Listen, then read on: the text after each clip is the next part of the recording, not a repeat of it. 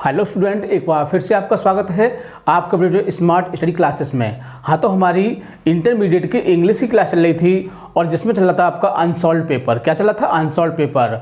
और आज हम डिस्कस करेंगे आपका अनसॉल्व पेपर 2020 सेट नंबर 3। यानी कि अब तक आपके 2 सेट कंप्लीट हो चुके हैं और आज से आपका तीसरा सेट स्टार्ट हो जाएगा, जिसमें हम आज डिस्कस करेंगे आपका सेक्शन ए। ये तो आपको पता होगा कि हमारे जो इंटरमीडिएट का पेपर होता है इंग्लिश का, उसमें 2 सेक्शन होते हैं, यानी सेक्शन ए और सेक्शन बी। तो सबसे पहले हम सेक्शन ए को डिस्कस करते हैं। तो आज हम सेक्शन ए को डिस्कस करेंगे और जिसके हम क्वेश्चन नंबर 1 से लेकर 3 तक को डिस्कस करेंगे। यानी कि कह सकते हैं कि जो आपकी पहली बुक होती है प्रोज, उसको हम डिस्कस करेंगे। यानी कि वो बुक भी आपकी बहुत महत्वपूर्ण होती है। उसमें से देखो आपके एक्सप्लेनेशन आते हैं, शॉर्ट क्वेश्चंस आते हैं और आपकी फिल इन द ब्लैंक्स आते हैं। ये 3 चीज़ें आपकी आती हैं। तो इसको हम आज डिस्कस करेंगे कि किस प्रकार से हमें एक्सप्लेनेशन लिखना चाहिए, कि कैसे उसका रेफरेंस लिखते हैं, कैसे उसका कॉन्टेक्स्ट और फिर कैसे एक्सप्लेनेशन लिखते हैं और उसको हम कैसे पहचानते हैं। तो इन सब चीज़ों की जानकारी हम आपको इसमें देंगे। और ये तो आपका पता ही है कि आपकी अनसॉल्व पेपर की क्लास चल रही है। ठीक है, तो ज़्यादा समय न वेस्ट करते हुए चलते हैं अपने टॉपिक की ओर। क्लास 12th इंग्लिश, यानी कि 12th क्लास की इंग्लिश की क्लास चल रही थी हमारी, और जिसमें चल रहा था हमारा अनसॉल्व पेपर 2020 सेट नंबर 3। कौन चल रहा था? Set number 3। यानी कि आपके 2 सेट कंप्लीट हो चुके हैं और सेट में जो कुछ आता है हम सब कुछ आपको बहुत ही अच्छी तरह से बताते हैं ताकि आपकी समझ में ठीक प्रकार से आ सके। देखो हमने क्या किया है, इसमें ये सेक्शन ए चल रहा है आपका, पार्ट नंबर पहला ही है और क्वेश्चन जो डिस्कस करेंगे वो होगा पहले से लेकर तीसरे तक का। ठीक है ना। तो इसमें पहला क्वेश्चन जो होता है आपका वो क्या होता है? Explain with reference to the context any one. यानी कि आपको एग्जाम में जो पेपर होता है उसमें क्या होता है, आपको दो स्टैंजा दिए होते हैं, 2 उसमें, और उसमें से किसी एक का आपको 3 चीज़ें लिखनी होती है। यानी कि पहले रेफरेंस, फिर कॉन्टेक्स्ट, फिर एक्सप्लेनेशन, 3 चीज़ें लिखनी होती हैं और जिसके लिए आपको 10 मार्क्स दिए जाते हैं। कितने दिए हैं? 10 मार्क्स। पहले जो क्वेश्चन कम मार्क्स का आता था, लेकिन कोविड-19 के कारण चैप्टर कुछ कम कर दिए गए हैं और मार्क्स कुछ बढ़ा दिए गए हैं। ठीक है, इस तरह से आपका बहुत ही अच्छा बेनिफिट है और चैप्टर भी कम कर दिए गए हैं, तो आपको बहुत ही कम तैयार करना पड़ेगा। तो मैंने देखो इस पर क्वेश्चन भी लिख दिया है ताकि हो सकता है कुछ बच्चों के पास अनसॉल्व पेपर ना हो। ठीक है, यानी कि हर बच्चा ऐसा नहीं होता है कि वो हर बच्चा आंसर पेपर परचेज कर सके, बट कुछ स्टूडेंट गरीब भी होते हैं, तो इस तरह से सब नहीं खरीद सकते हैं। इसलिए मैं सब कुछ आपको बोर्ड पर लिख देता हूं ताकि आप उसे अच्छी तरह से समझ सकें और आपको बिल्कुल भी दिक्कत ना हो। यानी कि यदि हम क्वेश्चन को उसमें ही पढ़ेंगे, पेपर में से पढ़ेंगे, अनसॉल्व में से, और फिर उसमें से उसको बता देंगे तो आपको कम समझ में आएगा। ठीक है, बट हमारा उद्देश्य होता है कि आपकी समझ में आनी चाहिए ठीक प्रकार से, चाहे भले ही कुछ भी हो, वर्क चाहे हमें कुछ ज़्यादा करना पड़े।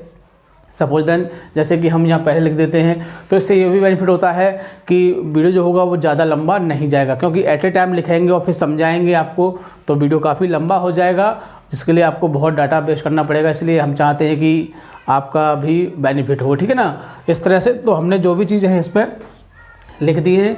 अब हम अनसॉल्व के माध्यम से आपको बताएंगे किस तरह से। तो पूरा क्वेश्चन हम अनसॉल्व में से ही पढ़ देते हैं उसको।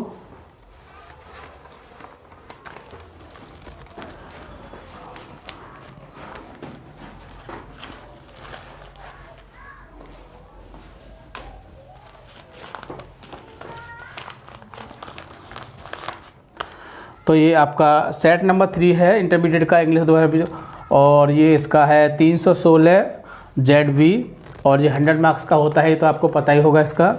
और टाइम जो होता है वो आपका 3 hours and 50 minutes होती हैं, जो आपकी 15 मिनट जो होती हैं वो रीडिंग के लिए होती हैं, बट आपको इसको रीडिंग में टाइम ख़राब नहीं करना है। ठीक है, तो इसमें पहला क्वेश्चन क्या होता है आपका? सेक्शन ए का पहला क्वेश्चन होता है, यानी explain with reference to the context any one of the following passage. यानी कि जो आपको पैसेज दिए हुए हैं, आई मीन 2 पैसेज दिए इसमें, ए और बी, इनमें से आपको किसी एक का एक्सप्लेनेशन करना है। और एक्सप्लेनेशन का मतलब क्या होता है? रेफरेंस लिखना होगा, कॉन्टेक्स्ट लिखना होगा और एक्सप्लेनेशन भी आपको लिखना होगा। जैसे कि रेफरेंस होता है आपका, यानी कि जिसको संदर्भ बोलते हैं हम हिंदी में, और फिर कॉन्टेक्स्ट होता है आपका प्रसंग बोलते हैं, और व्याख्या को आप जानते हैं जिसको एक्सप्लेनेशन कहा जाता है। ठीक है, तो तीनों चीज़ों को बहुत ही अच्छी तरह से हमने तो देखो इसमें यदि हम दोनों को करते तो इसमें आ नहीं पाता, बट हमने सोचा कि एक को आपको बेसिकली वैसे ही समझा देंगे और एक को हम यहाँ पर अच्छी तरह डिस्कस कर देंगे ताकि आपकी समझ में अच्छी तरह से आ सके। यदि आपको इसको अच्छी तरह से देखना है तो आप प्लेलिस्ट में जाके इसको देख सकते हैं, और आपने उसमें पहले भी हमने आपको कराया है वीडियो के माध्यम से, उसमें जाके आप इसको देख सकते हैं। ठीक है, तो एक को हम डिस्कस करेंगे यहाँ पर, यानी कि पहला वाला ए वाला है दिस ब्यूटीफुल चाइल्ड। तो मैं इसमें पढ़ता हूँ this beautiful child born in squalor and poverty, यानी कि यह जो सुंदर बच्चा है जो जन्मा था कहाँ पर, बहुत ही गरीब और गंदी जगह पर जिसका जन्म हुआ था। अनएजुकेटेड, यानी कि कैसा था वो, बिल्कुल भी पढ़ा लिखा नहीं था। In both grammar and manner, और उसे ग्रामर और किस तरीके का भी ज्ञान नहीं था। Had given me a glimpse of the warm soul of India. तो ये आपका किसका है, यानी कि ये जो आपका पैसेज दिया हुआ है ये आपका पहला ही चैप्टर है, a girl with a basket. ठीक है ना, तो उससे लिया गया है। और देखो इसको हमने यहाँ पर विस्तार से भी डिस्कस करेंगे। अब दूसरा कौन सा उसको देख लेते हैं, the charm and graciousness of the Indian way of the life will continue however much affected it may be by the labor saving devices of the best people will love the tale of the heroes of the Mahabharata and Ramayana and the Dushyant. तो देखो इन चीज़ों जैसे रामायण महाभारत की जब बात आती है तो समझ जाएंगे कि ये हमारा कौन सा है, यानी कि द हेरिटेज ऑफ इंडिया। किसका है, द हेरिटेज ऑफ इंडिया, क्योंकि हम आपको बता चुके हैं कि रामायण की बात, महाभारत की बात, वेदों की बात किस में आती है, हेरिटेज ऑफ इंडिया में आती है। तो बहुत ही आसानी से हम इसको पहचान लेते हैं। मुख्य रूप से इसको पहचानना ही है तो किसका है, द हेरिटेज ऑफ इंडिया का है, और जिसे ए.एल. वाज़म ने लिखा है। ठीक है, तो यही दो चीज़ें ज़रूरी हैं, जैसे कि हमने इसको पहचान लिया कैसे, चार्म यानी कि आकर्षण कहते हैं, एंड ग्रेसियसनेस में शालीनता, of the Indian way of the life will continue, यानी कि भारत की जो क्या है, भारत का जो आकर्षण है, जो उसकी शालीनता है वो हमेशा बनी रहेगी। However much affected by many may be by the labour saving devices of the west, और जो वेस्ट के लोग होते हैं वो क्या करते हैं, वो ज़्यादातर अपनी मजदूरी को बचा के रखते हैं। People will still love the tale of the heroes of Mahabharata and Ramayana and of the loves of Dushyant and Shakuntala, यानी कि वो क्या करते हैं, यानी कि वो कहानियाँ सुनते हैं किनकी, जो नायक हैं किसके, महाभारत और रामायण के जो नायक हैं उनकी कहानी, जैसे राम हैं, श्री कृष्ण हैं, तो इनके नायकों की क्या सुनते हैं, कहानियाँ सुनते हैं।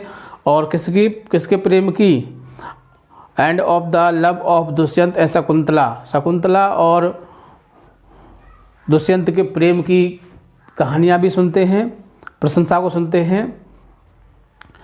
और पूर्वाज एंड द उर्वशी, और इनके बारे में भी इसमें, तो ये सब वर्ड आते हैं जिससे हम पहचान लेते हैं कि ये किसका है, ये हमारा द हेरिटेज ऑफ इंडिया का है, और जैसे ए.एल. वासम ने लिखा है। ठीक है, तो देखो एक को हम यहाँ डिस्कस करेंगे, उसको आप अच्छी तरह से देख लेते हैं।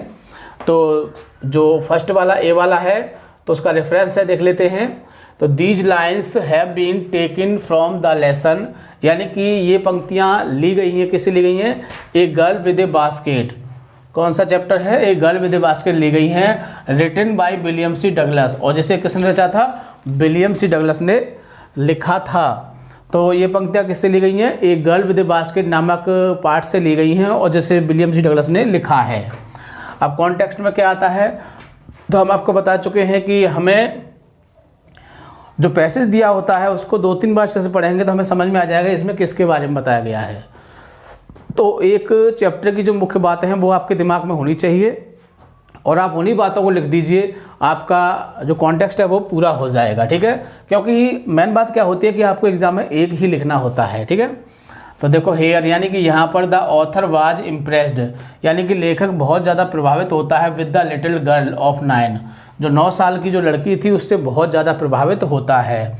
The little girl had sense of self respect, यानी कि जो छोटी लड़की थी उसके अंदर क्या था, आत्मसम्मान की भावना थी। सो इसीलिए the author praised the Indian people, इसीलिए लेखक जो था वो प्रशंसा करता है किसकी, भारतीय लोगों की, फॉर देयर क्वालिटी, किसके लिए, उनके गुणों के आधार पर। इसलिए लेखक क्या करता है, जो भारतीय लोगों की उनके गुणों के द्वारा उनकी प्रशंसा करता है। तो इस पैसेज में यही बताया गया है। अब इसका एक्सप्लेनेशन भी देख लेते हैं। During the time of visit, यानी कि यात्रा के समय। तो देखो इसमें बताया गया है कि जो विलियम सी डगलस थे वो अमेरिका से कहाँ आए थे, इंडिया घूमने के लिए आए थे। और जब उन्होंने इंडिया में बहुत जगह घूमा देखा तो बहुत यात्रा की, तो यात्रा के समय का वर्णन इसमें किया गया है। द ऑथर सो, यानी कि लेखक ने देखे, क्या देखे, विलेज यानी गांव देखे। He also so the educated officer, और कुछ पढ़े लिखे अधिकारी भी देखे। He found of sense of self respect, और उनके अंदर आत्मसम्मान की भावना थी। इन देम, ठीक है ना, उनके अंदर क्या थी, उनके अंदर आत्मसम्मान की भावना थी। तो ये सब लेखक ने देखा। तो उसमें जो देखा वो बताया गया है। और their behaviour was very good, और उनके जो व्यवहार थे उनके कैसे थे, बहुत ही अच्छे थे। तो ये सब कहाँ देखा, उसने लड़की के प्रति देखा। दे वर गुड सिटीजन, क्या थे, वे एक अच्छे नागरिक थे। The little girl was the symbol of them, और जो छोटी लड़की थी वो उस चीज़ का क्या थी, वो उस चीज़ का प्रतीक थी, एक चिन्ह थी उस चीज़ का। She born in dirty and poor place, जिसका जन्म कहाँ हुआ था, एक गंदे और गरीब स्थान पर हुआ था। हर फैमिली वाज ऑल्सो पुअर, और उसका परिवार भी कैसा था, उसका परिवार भी बहुत गरीब था। देखो मैंने इसमें बहुत ही इजी सेंटेंस लिए हैं ताकि आप इनको बहुत ही आसानी समझ सकते हैं और आप इनका अर्थ भी निकाल सकते हैं। बहुत ही इजी सेंटेंस हैं, बहुत ही सिंपल वर्ड लिए हैं, तो आप इनका अर्थ भी निकाल सकते हैं। और यदि आपके माइंड में इसकी हिंदी रहेगी तो हिंदी बेस पर आप बहुत ही आसानी से क्या कर सकते हैं, इसको एक्सप्लेनेशन को लिख सकते हैं, ठीक है। और वैसे भी देखो हमने एक चैप्टर में एक या दो ही कराए हैं ताकि आप उसको अच्छी तरह से याद कर सकें, कंप्लीट कर सकें, ठीक है ना। तो सी वाज अनएजुकेटेड, कैसी थी वो, गवार थी, कैसा था, अनपढ़ थी। She had no knowledge, she had no knowledge, she had no knowledge, उसे बिल्कुल भी ज्ञान नहीं था। ऑफ ग्रामर, किस चीज़ का, उसे ग्रामर का बिल्कुल भी ज्ञान नहीं था। सी डिड नॉट नो, तो वह नहीं जानती थी। कल्चर्ड बिहेवियर, यानी कि जो सभ्यता का व्यवहार है उसे बिल्कुल भी नहीं जानती थी। यट, फिर भी she had sense of self respect, और फिर भी उसके अंदर क्या थी, फिर उसके अंदर आत्मसम्मान की भावना थी। 10, इस प्रकार वी कैन से हम कह सकते हैं that she was the women soul of India, इसलिए हम कह सकते हैं कि वह एक महिला थी भारत की आत्मा के रूप में, यानी भारत की आत्मा के रूप में वह एक महिला थी। तो इस तरह से देखो अभी हमने आपको बताया कि इस तरह से आप बहुत ही आसानी से रेफरेंस, कॉन्टेक्स्ट और एक्सप्रेशन को लिख सकते हैं, जो कि आपके एग्जाम में कितने मार्क्स का आता है, जो कि आपके एग्जाम में 10 मार्क्स का आता है। तो बहुत ही आसानी से लिख सकते हैं। सपोज यदि आपने इसके 3 चैप्टर भी कंप्लीट कर लिए तो आप बहुत ही आसानी से 10 मार्क्स गेन कर सकते हैं, ठीक है। उसके साथ साथ वो 10 है, ये 5 भी, इसके साथ भी 5 नंबर ये भी प्राप्त कर सकते हो, और बाकी जो आपके 4 मार्क्स के ये आते हैं इसको भी कर सकते हो, ठीक है। तो अभी हम आपको क्या बताएंगे, इसके शॉर्ट क्वेश्चंस। तो क्वेश्चन इसमें देख लेते हैं। तो answer any one of the following question in about more than 30 words, यानी किसी एक प्रश्न का उत्तर लिखिए। एनी वन, किसी एक का लिखिए। देखो बहुत ही अच्छी चॉइस है आपके लिए, यानी कि आपको एक करना है और आपके लिए बहुत ही अच्छा इसमें फ़ायदा है, क्योंकि इस बार आपके चैप्टर भी कम हैं। तो यदि आप 3 चैप्टर अच्छी तरह से तैयार कर लेते हो तो उसमें से आपको एक शॉर्ट भी मिल जाएगा, ठीक है ना।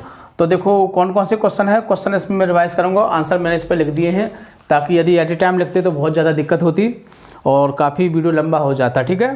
तो क्वेश्चन दे रखा है इसमें, why did the girl not accept money as charity, why miss क्यों, डिड द गर्ल माई लड़की ने, नॉट एक्सेप्ट स्वीकार नहीं किया, मनी मिस पैसा या धन को, एज चैरिटी जो उसे दान के रूप में दिया गया था।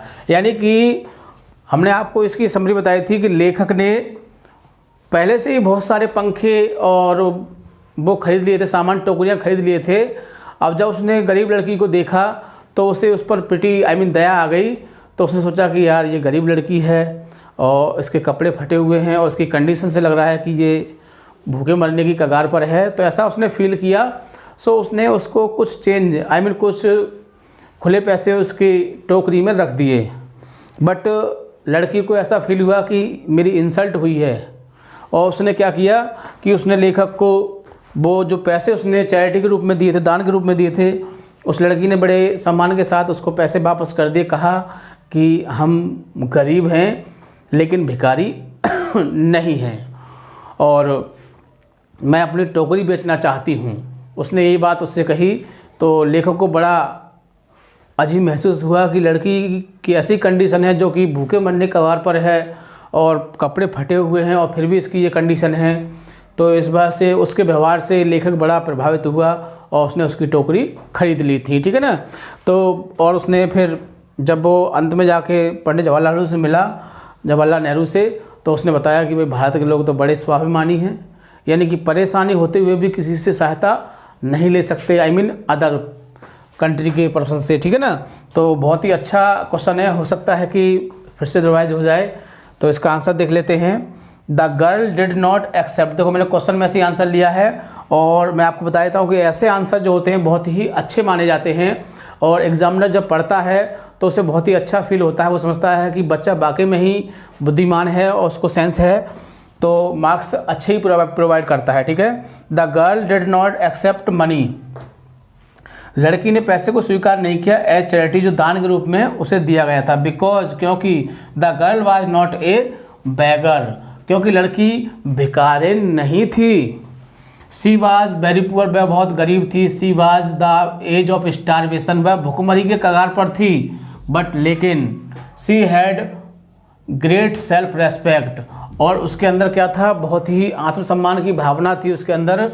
सो इसीलिए she behaved like a graceful lady, इसलिए उसने एक प्रभावशाली महिला की तरह व्यवहार किया। तो बहुत ही आसानी से लिख सकते हो। जो बातें हमने आपको बताई, समरी में बताई थी कि जो मुख्य मुख्य बातें हैं वही सब इसमें लिख सकते हो बहुत ही आसानी से। और जब ऐसा आंसर लिखा जाएगा आंसर, तो बहुत ही अच्छे मार्क्स गेन हो सकते हैं, ठीक है। अब दूसरा क्वेश्चन देख लेते हैं। इसका दूसरा क्वेश्चन है इसमें, व्हाट रिलेशनशिप, क्या संबंध था, डिड द ऑथर, यानी कि लेखक का, डेवलप, जिसको विकसित किया गया था, विद हिज फेलो ट्रैवलर, अपने सहयात्री के साथ, यानी कि लेखक का अपने सहयात्री के साथ क्या संबंध था, तो कैसा संबंध था उन दोनों के अंदर। तो देखो ये जो आपका क्वेश्चन है वो फेलो ट्रैवलर से लिया गया है। बहुत ही अच्छा चैप्टर है और इस चैप्टर में से कुछ न कुछ एग्जाम में ज़रूर आता है, ठीक है ना। तो आपको ये, क्योंकि ये चैप्टर जो बहुत ही अच्छा है, जिससे बहुत ही अच्छा सुझाव मिलता है। तो इसका आंसर देख लेते हैं। द ऑथर डेवलप्ड, देखो क्वेश्चन में से लिया गया है इसको, यहाँ से द ऑथर डिड के बाद जो है, और हम आपको बता चुके हैं कि यदि हमारा सब्जेक्ट होता है उसी तरह से उसको आंसर को हम लेते हैं। तो द ऑथर डेवलप्ड, देखो ये सेकंड फॉर्म बना दी हमने, डेवलप्ड ए फॉर रिलेशन, यानी कि क्या दिखाया गया उसके साथ, रिलेशनशिप, दूर का संबंध दिखाया गया है। फॉर मींस क्या होता है, दूर, दूर का संबंध दिखाया गया है। हम इसको डिस्टेंस भी कह सकते हैं, डिस्टेंट, विद द मॉस्किटो, किसके साथ, मच्छर के साथ। मच्छर के साथ क्या दिखाया, जो फेलो ट्रैवलर था, सहयात्री मच्छर ही तो था। आपने उसकी समरी पढ़ी, वीडियो जो उन्होंने बनाई थी समरी की, आपने देखा होगा उसको। और मैं आपको बता चुका हूँ कि यदि जब एनसोल्ड क्लास हुआ करे तो उस समय आप जो टॉपिक चलने वाला हुआ करे उसको आप पढ़ के आओगे, क्योंकि सारी चीज़ें हम आपको प्रोवाइड कर चुके हैं आपके, यानी कि जो आपकी प्ले लिस्ट है उसमें सब वीडियोस पड़ी हुई हैं। तो आप उसमें उस टॉपिक को देख के आया करोगे तो आपको बहुत ही अच्छी तरह समझ में आया करेगा, ठीक है ना। तो जो मॉस्किटो था, इट वाज बेस्ड, आधारित है किस पर, ऑन म्यूचुअल मोरल बाइंडिंग, किस पर, यानी कि जो म्यूचुअल, जो पारिवारिक होती है, जो पारिवारिक नैतिक संबंध होता है उस पर क्या है, उस पर आधारित है ये। सो इसीलिए they had made both the fellow traveller, इसलिए वो दोनों क्या बन गए थे, दोनों ही सहयात्री बन गए थे। तो बहुत ही अच्छा क्वेश्चन है और हमने भी क्वेश्चन के बेस पर ही आंसर लिखवाया है ताकि आप इसको क्वेश्चन के बेस पर बना सकें और उसमें से भी कुछ आपको सहायता मिल जाएगी, ठीक है ना। अगला क्वेश्चन सी वाला देख लेते हैं। सी वाला बहुत इंपॉर्टेंट क्वेश्चन है, अक्सर एग्जाम में आ जाता है, ठीक है। तो क्वेश्चन है आपका, what are the 3 important quality of a valuable life, यानी कि महत्वपूर्ण, व्हाट मीन्स क्या, आर माने हैं 3 इंपॉर्टेंट, 3 महत्वपूर्ण गुण कौन से हैं, ऑफ ए वैल्यूएबल लाइफ, यानी कि महत्वपूर्ण जीवन के लिए। अच्छे जीवन के लिए 3 महत्वपूर्ण कौन से गुण हैं। तो देखो वो 3 गुण क्या हैं, देखो मैंने आपको बताया क्वेश्चन में से बनाया मैंने इसको, ये 3 चीज़ें लिख दी हैं, बाकी यानी कि वाट के जगह पर जो वाट शब्द को हटा दिया है और दम, दान और दया, ये तीनों चीज़ें मैंने इसकी लिख दी है इसमें, यानी किसकी जगह पर, वाट की जगह पर। आप बहुत ही आसानी से, बाकी सेम आपका ये क्वेश्चन है यहाँ तक पूरा, यानी कि जो आपका क्वेश्चन है वही सब कुछ पूरा क्वेश्चन है, सिर्फ आपको 3 वर्ड याद, दम, दान और दया। दम जानते होंगे आप, दम समझते हैं ना, हाँ हम में बहुत दम है। और दान भी समझते होंगे आप, और दया भी समझते होंगे कि दया क्या होती है। तो तीनों चीज़ों से परिचित हैं आप। तो 3 ही जो चीज़ें हैं जीवन को क्या करती हैं, यानी कि जीवन, महत्वपूर्ण जीवन का गुण प्रदान करती हैं। कौन सी चीज़ें हैं वो है आपकी दम, दान और दया। तो यहाँ तक आपका आंसर बन जाएगा। बट मैंने देखा कि कुछ आंसर छोटा सा लग रहा है, लेकिन जो उसने पूछा है वो आपका यहाँ पर कंप्लीट हो जाता है।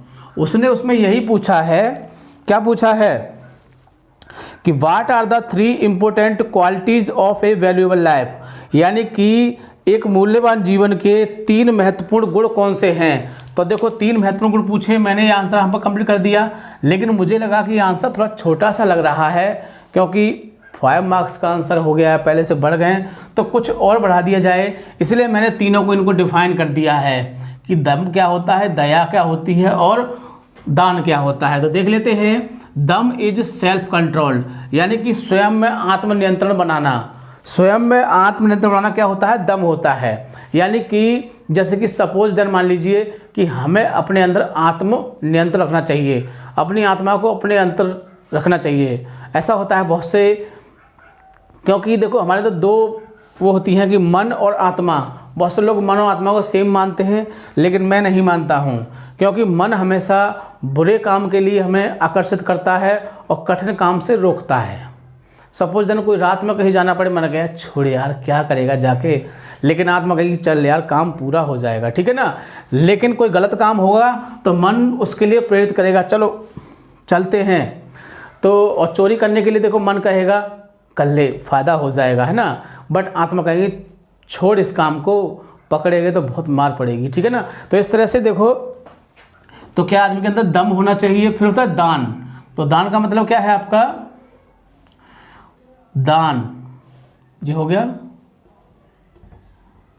दान इज चैरिटी, यानी क्या है, चैरिटी मतलब कि किसी को दान देना। एंड दया मीन्स कंपैशन, और दया क्या होती है, दया कंपैशन मीन्स क्या होती है, वही संवेदना या वेदना। तो इस तरह से तीनों को डिफाइन कर दिया गया है और आंसर भी आपका बड़ा हो गया है, ठीक है ना। तो इस तरह से बहुत ही इंपॉर्टेंट आंसर हैं, इसलिए मैंने इनको बहुत ही अच्छी तरह से लिखवाया ताकि आप इनको समझ सकें। तो क्या हो गया, दम, दान और दया, वो 3 चीज़ें हैं जीवन के जो महत्वपूर्ण गुण होते हैं। तो ये थे आपके। इसके बाद अगला तीसरा क्वेश्चन आता है fill in the blanks. Fill in the blanks, तो ये तो मैंने यहाँ पर ही लिख दिए, तीनों चारों जो हैं इनको यहीं पर पढ़ लेते हैं, लेकिन क्वेश्चन पढ़ लेते हैं पूरा एक बार। Fill in the blanks in the following sentence, यानी कि जो निम्नलिखित वाक्य दी हो उनकी खाली जगह को भरिए with the most suitable word given with in bracket, जो ब्रैकेट में सबसे महत्वपूर्ण शब्द को लेकर। तो देखिए पहला है people of India have a, यानी पीपुल ऑफ इंडिया भारत के लोग हैं, उनके पास क्या है, फॉर इंडिपेंडेंस, किसके लिए, अपनी स्वतंत्रता के लिए। क्या होप है, आशा है, पैशन है, हेटर्ड है, ग्रेजुएट, तो क्या है, पैशन है, एक जुनून है। यानी भारत के लोगों का अपनी इंडिपेंडेंस, स्वतंत्रता के प्रति क्या है, एक जुनून है। क्या है, जुनून, तो पैशन हो जाएगा। आगे fatty deposit begin to up in the coronary arteries, यानी कि बुल्ड निर्माण करता है, बैंड रोकता है, बैंग बाइंड बांधता है, वो क्या करता है, वो निर्माण करता है। यानी फैटी जो डिपॉजिट होता है, फैट जब बहुत ज़्यादा इकट्ठा हो जाता है तो आर्टरी किसका, आर्टरी का निर्माण करना शुरू कर देता है, बनाना शुरू कर देता है उसको, तो क्या होगा, बुल्ड आ जाएगा इसमें। आगे है विडोज हैव लॉन्ग बीन ये ब्लैंक है, यहाँ खाली जगह नहीं, तो यहाँ पे आप यहाँ है, ठीक है। तो widows have long been blank to be burned on their husband pyres, यानी कि विडो जो महिला जो थी उनको बहुत समय पहले क्या किया जाता था, उनके पति के साथ ही चिता में जला दिया जाता था, रख दिया जाता था, है ना, नहीं कि इनको सीज कर दिया जाता था, मतलब बांधना होता सिजमी से, तो उनके साथ क्या, उनके साथ ही उनको जला दिया जाता था बहुत समय पहले, ठीक है ना। तो ये आ जाएगा इसमें। आगे है ट्रू हेल्थ, सच्चा स्वास्थ्य, एंड ट्रू सक्सेस, और सच्ची सफलता। गो चलती है या जाती है, कैसे जाती है, लॉन्ग लंबी जाती है, एलोंग साथ जाती है, टुगेदर साथ साथ जाती है, सेपरेटली अलग जाती है, तो वो साथ साथ जाती है, कैसे जाती है, साथ साथ जाती है। तो इस तरह से क्या आ जाएगा, टुगेदर आ जाएगा आपका, ठीक है। तो बहुत ही अच्छी तरह से आप कंप्लीट कर सकते हैं। और वैसे भी जब, और इसको तो आप कर ही लीजिए क्योंकि ये वाला चैप्टर आपके सिलेबस से हट चुका है, लेकिन हम सबको करा रहे हैं आपको, ठीक है। तो इस तरह से बहुत ही आसानी से आप इनको कंप्लीट कर सकते हैं। और ये जो आपके फिल इन द ब्लैंक्स हैं ये सिलेबस पर ही डिपेंड होते हैं, ये आउट ऑफ कोर्स नहीं आते हैं, और ये आपके जो 4 मार्क्स हैं बहुत ही महत्वपूर्ण है, ठीक है। इस तरह से देखो आप ये भी कर सकते हो, शॉर्ट क्वेश्चंस भी कर सकते हो और एक्सप्लेनेशन भी कर सकते हो, ठीक है। इस तरह से देखो हमने पहला और तीसरा, पहले से लेकर तीसरा तीनों क्वेश्चनों को डिस्कस किया, और आप इसी को बहुत ही अच्छी तरह समझोगे, एक एक क्वेश्चन को बढ़िया तरह समझोगे, ठीक है ना, ताकि आपकी समझ में बढ़िया तरह से आ सके। तो अब तक आज आपने सेक्शन ए में क्या देखा, तीनों क्वेश्चनों को डिस्कस किया हमने और आपने इनको समझा, और इसको आप बहुत अच्छे से वीडियो को बार बार देखोगे ताकि आपकी समझ में अच्छी तरह से आ सके। और सबसे खास बात, वीडियो को लाइक या शेयर करना नहीं भूलोगे ताकि और स्टूडेंट भी इस चीज़ का फ़ायदा उठा सके, ठीक है। Thank you. जय हिंद, जय भारत।